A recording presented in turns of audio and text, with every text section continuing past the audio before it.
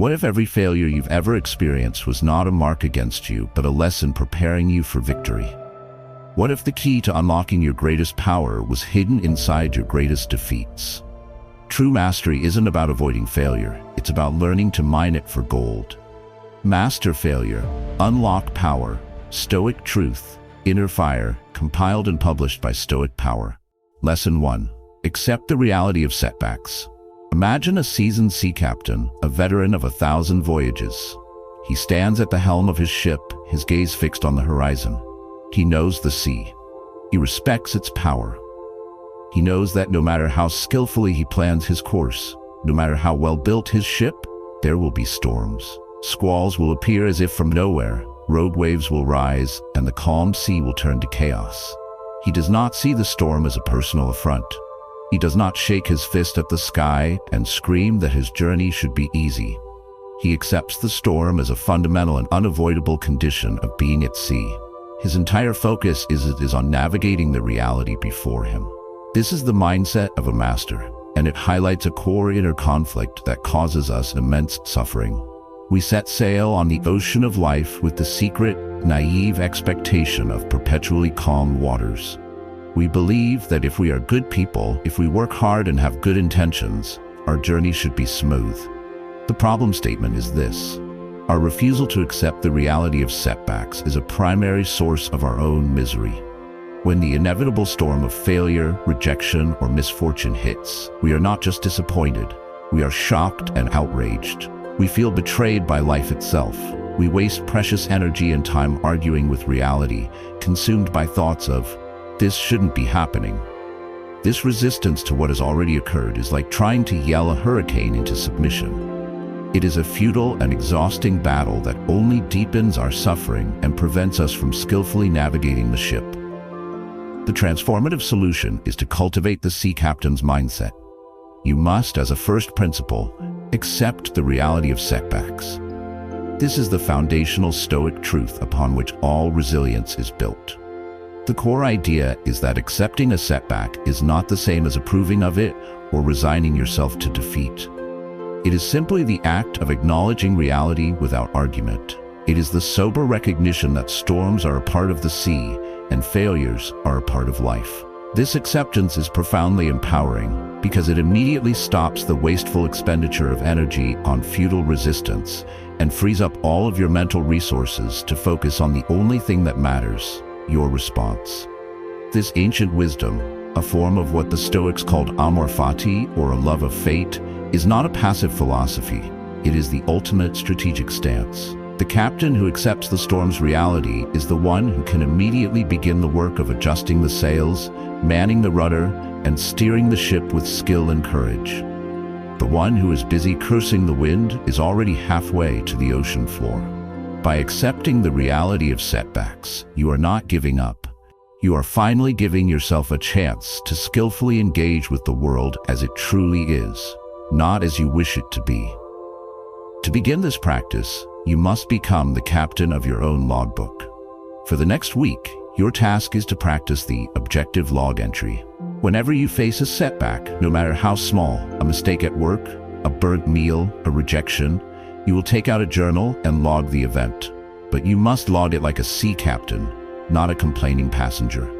You will write down only the objective, observable facts, stripped of all emotional drama and judgment. For example, instead of writing, "I completely bombed my presentation and now my boss thinks I'm an idiot," the captain's log entry would read, "During the Q&A portion of the presentation, I was unable to answer 2 questions. The feedback received was that more preparation was needed." This practice forces you to separate the event itself from the story you tell yourself about the event. You are separating the storm from your emotional reaction to the storm. This creates a small but powerful space of clarity.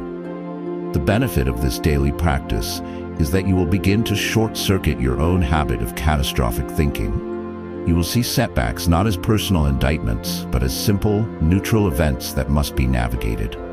This dramatically lowers the emotional stakes of failure and frees your mind to focus on solutions rather than on self-pity. You are learning to see the world with clear eyes, becoming the calm, capable captain who's ready for any weather. Accepting the reality of the storm is the first and most critical step. But to navigate that storm effectively, the captain needs a quiet and focused mind. In our next lesson, we will learn how to find that focus by harnessing the power of silence. If you are ready to accept the sea as it is, declare it in the comments below. I will navigate the storm. Your commitment to accepting reality helps our entire fleet find its bearing. Please remember to subscribe to the Stoic Power channel and like this video to support our journey. Lesson 2.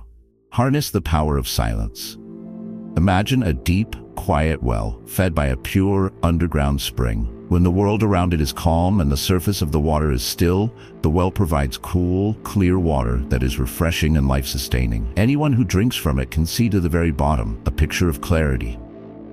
Now, imagine a frantic person who, in their haste and anxiety, throws rocks into the well and stirs the bottom with a stick. The water immediately becomes a turbulent, muddy mess. The clarity is gone. The water is undrinkable. The well is the same. The spring is still there, but the introduction of frantic, noisy energy has rendered it useless. That well is your mind. This brings us to a pervasive inner conflict in our modern world. We live in an age of constant noise, both external and internal. We are bombarded by notifications, headlines, and the endless opinions of others, while our own minds are filled with a chattering monologue of anxieties and to-do lists. The problem statement is this. This chronic state of noise and mental agitation makes it impossible for us to access our own deeper wisdom. We try to solve our problems and make decisions from a state of inner turmoil, which is like trying to quench your thirst by drinking muddy water. We feel confused, overwhelmed, and disconnected from our own intuition because the well of our mind is too turbulent to provide any real clarity or nourishment. The transformative solution is to learn to harness the power of silence. You must become the guardian of your own well, deliberately creating moments of stillness to allow the mud to settle and the clear water to rise. The core idea is that silence is not an absence of something.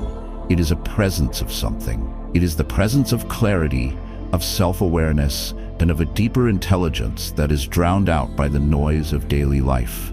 By strategically embracing silence, you are not escaping from your problems. You are creating the optimal conditions for solving them. This ancient practice is a cornerstone of Stoic philosophy. The Stoics understood that wisdom does not shout, it whispers. And to hear that whisper, one must be quiet. They valued introspection, self-examination, and calm contemplation as essential tools for living a good life.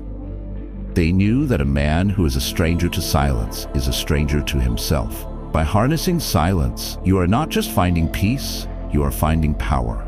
You are accessing the clear, cool water of your own rational mind.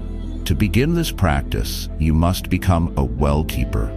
For the next week, your task is to schedule one silent sabbatical of 15 minutes into your day. This is a period where you will deliberately cut off all external noise.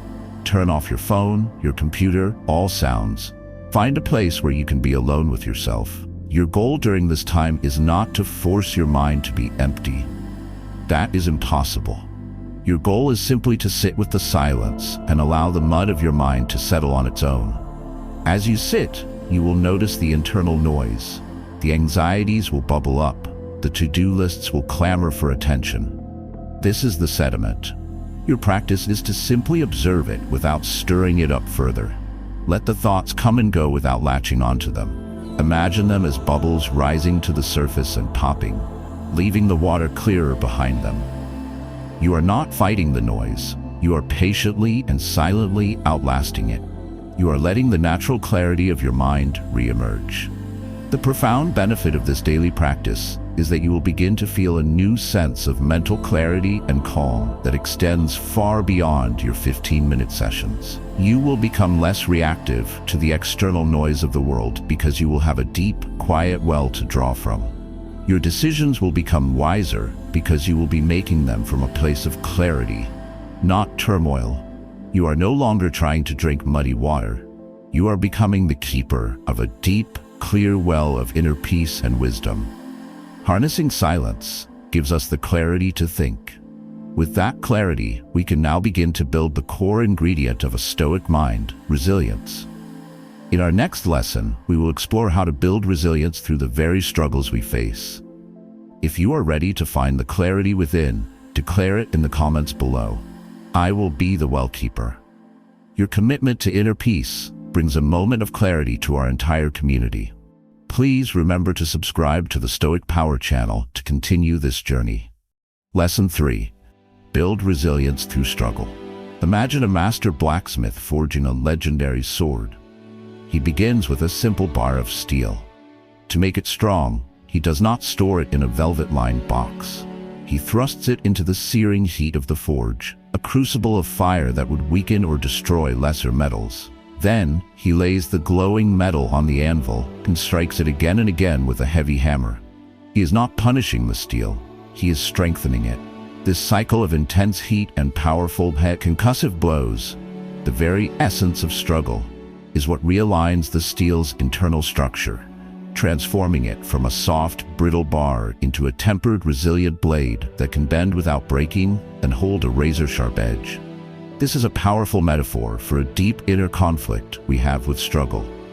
We want the end result, the resilience, the strength, the sharp character of the tempered blade. But we fear and resent the process that creates it. The problem statement is this: we view struggle as a sign that something is wrong. When we face a difficult project, a grueling workout, or a challenging period in our lives, our instinct is to seek the easiest way out. We believe a good life should be free from struggle. This aversion to the process of the forge is the very thing that ensures we remain soft and brittle. When the unavoidable pressures of life strike, we shatter because we have never been tempered by the hammer of voluntary struggle. The transformative solution is to learn to build resilience through struggle. You must adopt the mindset of the blacksmith, who understands that the fire and the hammer are not obstacles to his work. They are the most essential parts of it. The core idea is that resilience is not a quality you are born with. It is a characteristic that is forged. Every single struggle you face is an opportunity to put your character on the anvil and strengthen it. The burn in your muscles during exercise is the forge fire strengthening your body. The mental strain of focusing on a difficult task is the hammer strengthening your discipline. When you embrace this, struggle is no longer a punishment. It is a privilege. It is the work of a master craftsman building a formidable soul. This is the heart of the Stoic approach to life. The Stoics were not grim figures who enjoyed pain. They were realists who understood that a life without struggle is a life without strength. They intentionally embraced challenges, not to torture themselves, but to train themselves. They were willingly stepping into the forge, tempering their own characters so that they would be prepared for any battle life might send their way. They were choosing to be the sword, not the unformed bar of iron. To begin this practice, you must become the blacksmith of your own daily life.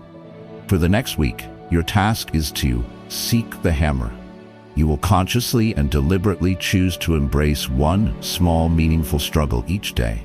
This should be an action that your weaker self would normally avoid. It could be the struggle of waking up 30 minutes earlier to read. It could be the struggle of having a difficult but necessary conversation. It could be the struggle of pushing yourself to do one more set at the gym. It could be the struggle of resisting an easy distraction to focus on deep work.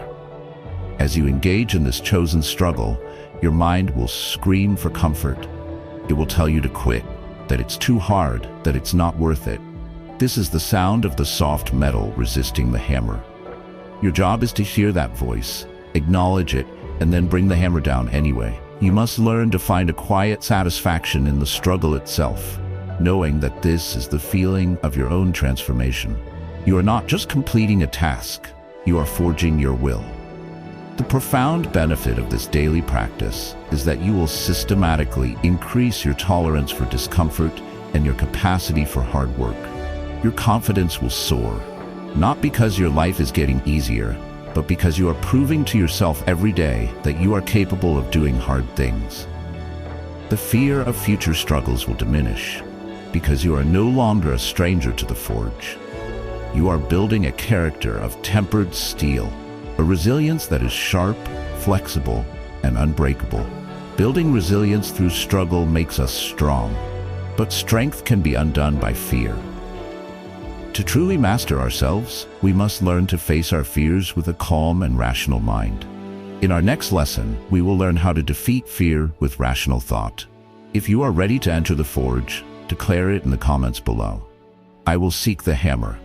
Your commitment to this path strengthens our entire community. Remember to subscribe to Stoic Power to continue forging your best self.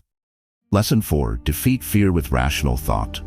Imagine a lone traveler who must walk through a dark and reputedly haunted forest at night. The novice traveler would be paralyzed by fear.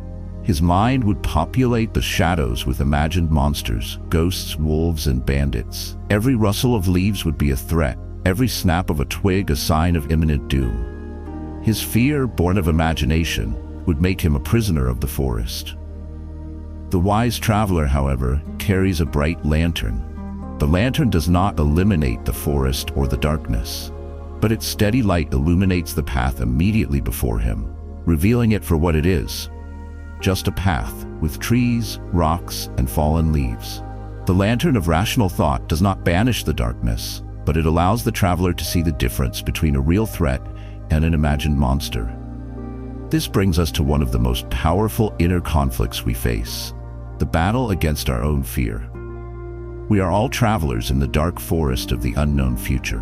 The problem statement is this: we are often tormented not by real dangers, but by the imagined monsters our own minds create. We fear the presentation next week, catastrophizing about all the ways it could go wrong. We fear the difficult conversation, imagining a terrible and angry reaction. Our fear is almost always of a future that has not happened and likely will not happen in the way we imagine. This fear, this army of mental ghosts, paralyzes us, keeping us from moving forward and taking the risks necessary for a fulfilling life. The transformative solution is to learn to shine the lantern of rational thought into the dark corners of your mind. This is the Stoic method for defeating fear. The core idea is that fear, like most of our disruptive emotions, is a product of our judgments and our imagination. It is a story we tell ourselves about the future. By using our faculty of reason to challenge and dissect these stories, we rob them of their power. We are not trying to be fearless, which is impossible. We are trying to be wise, to distinguish between the real wolves and the shadows that just look like wolves. This ancient technique is a form of cognitive therapy that the Stoics perfected 2,000 years ago. They taught that we should treat our fears as propositions to be cross-examined. When the fearful thought arises, if I take this risk, I might fail and be humiliated, the Stoic mind doesn't accept it as truth. It puts the thought on trial. Is failure guaranteed? What is the actual objective definition of humiliation? And even if I did fail, would it truly destroy me, or would I learn and survive? By systematically questioning the fear, you expose it as the flimsy, the exaggerated ghost that it usually is. To begin this practice of defeating fear, you must become a fearless interrogator of your own anxieties. For the next week, you will practice the fear cross-examination. Whenever you feel a significant fear or anxiety about a future event, you will not let it run wild in your mind. You will arrest it and subject it to questioning in your journal. You will write down the fear, and then you will write down your answers to 3 critical questions. Question 1. What is the absolute worst thing that could realistically happen? Define it. Don't leave it as a vague, terrifying monster. Write it down in concrete detail. Often, seeing it in black and white makes it far less intimidating. Question 2. What is the probability of this worst-case scenario actually happening? Be a rational bookmaker. Is it 90% likely, or is it closer to 1%? Usually our fears represent the most dramatic and least likely outcomes. Question 3, and this is the most important. If the worst-case scenario did happen, what specific, practical steps could I take to recover and get back on my feet?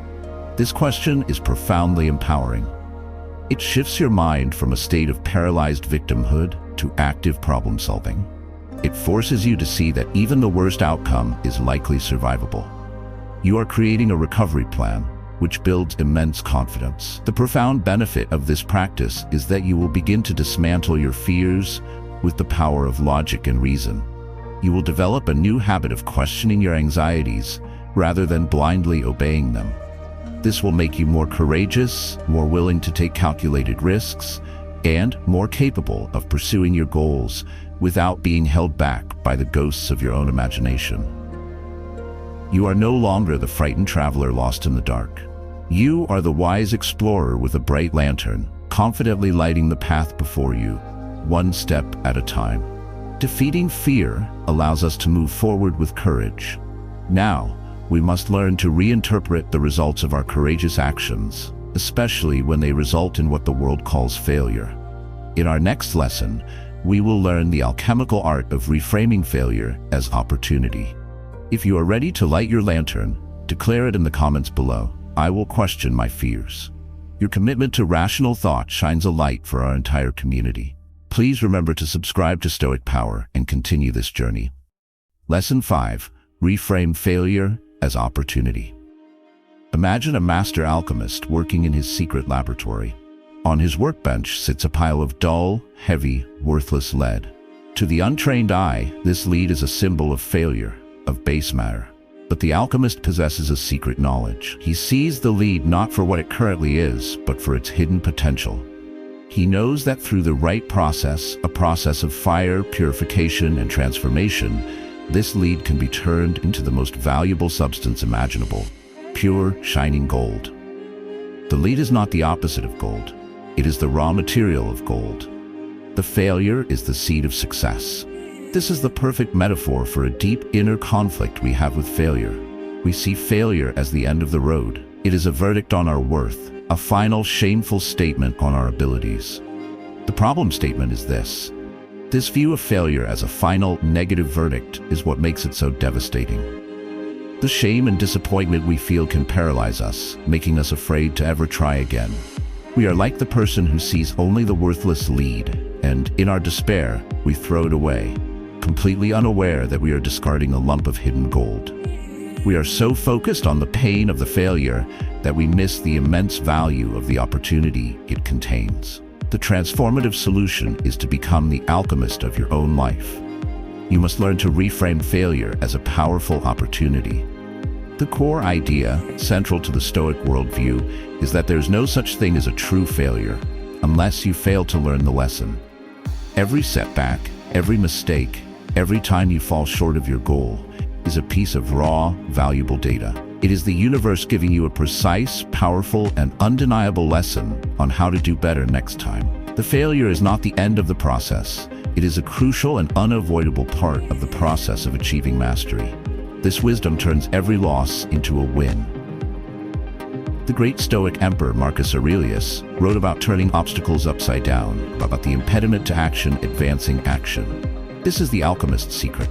When you adopt this mindset, you cannot be defeated. If you succeed, you have your victory. If you fail, you have your lesson.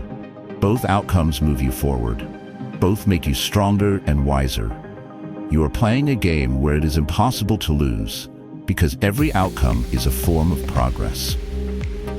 To begin your practice as a mental alchemist, you must implement a failure autopsy protocol.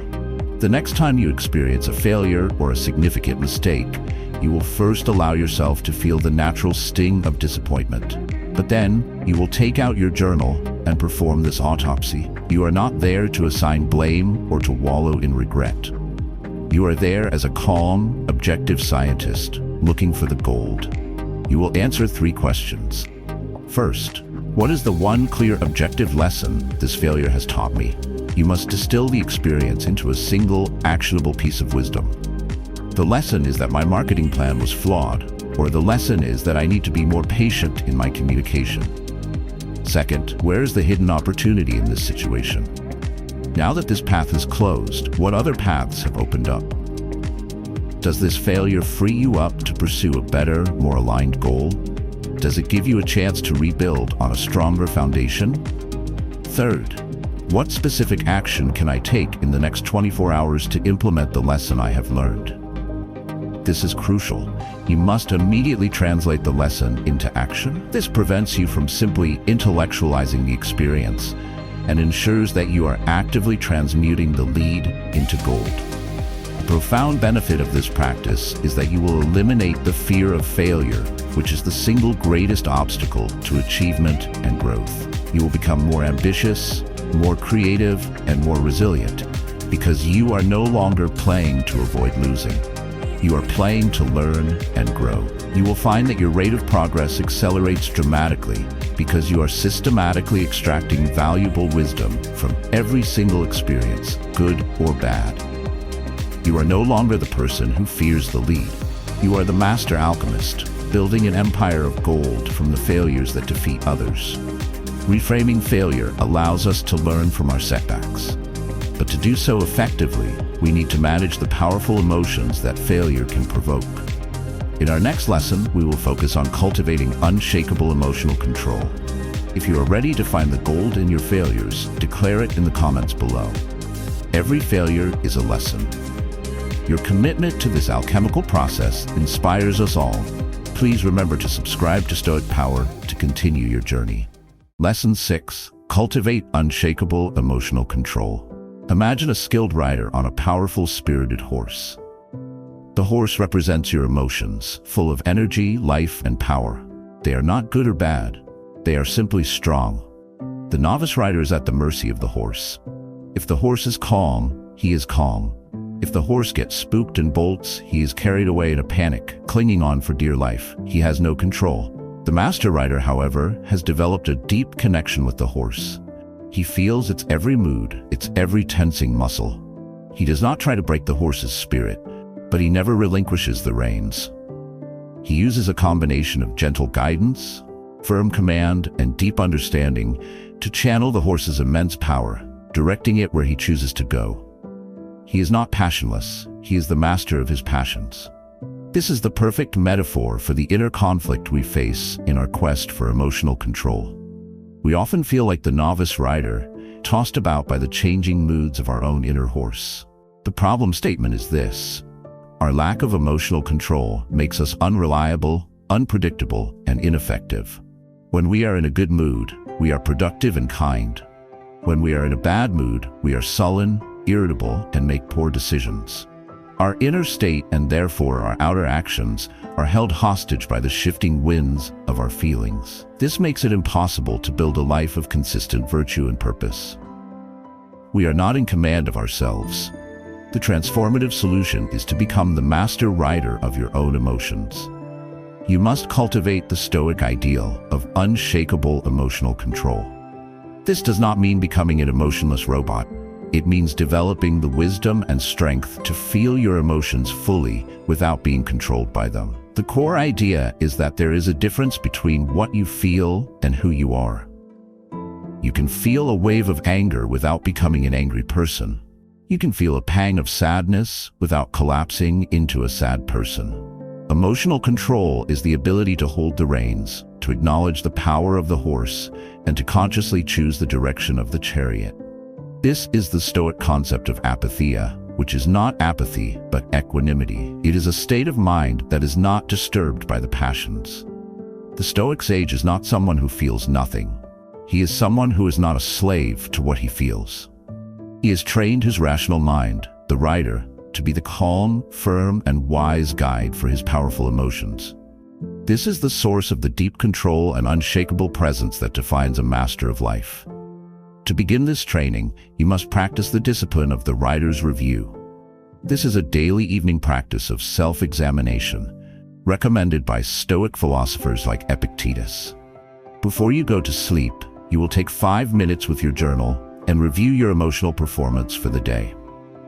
You will ask yourself 2 questions. First, at what moments today did my horse bolt? When did I lose control and allow my emotions to dictate my actions? Identify these moments without shame or judgment. Note them down as a trainer would note the behavior of a horse in training.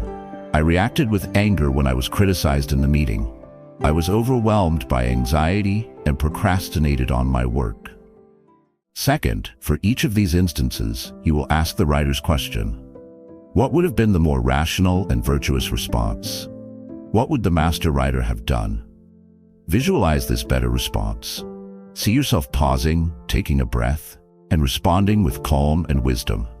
This is not about beating yourself up for past mistakes. It is about creating a clear, positive blueprint for future behavior.